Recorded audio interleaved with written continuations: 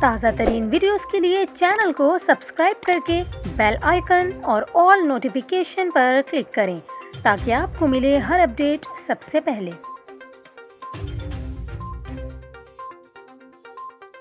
اور یہاں پر آپ کو خبر دیں، کراچی سمیت سندھ کے چند اضلاع میں بارش کی پیشگوئی کے بعد صوبے میں الرٹ جاری کر دیا گیا۔ محکمہ موسمیات کے مطابق سندھ کے مختلف اضلاع میں ہفتہ اور اتوار کو بارشوں کا امکان ہے، جس کے بعد پی ڈی ایم میں سندھ نے الرٹ جاری کیا ہے۔ پی ڈی ایم میں سندھ کی جانب سے جاری الرٹ میں کہا گیا کہ حیدرآباد، سکھر، میرپور خاص، دادو، جامشورو، لاڑکانہ اور شہید بے نظیر آباد میں بارشوں کا امکان ہے۔ اس حوالے سے پی ڈی ایم میں نے بلدیاتی اداروں سمیت ضلعی انتظامیہ کو بارشوں سے نمٹنے کے لیے اقدامات کی ہدایت کی ہے۔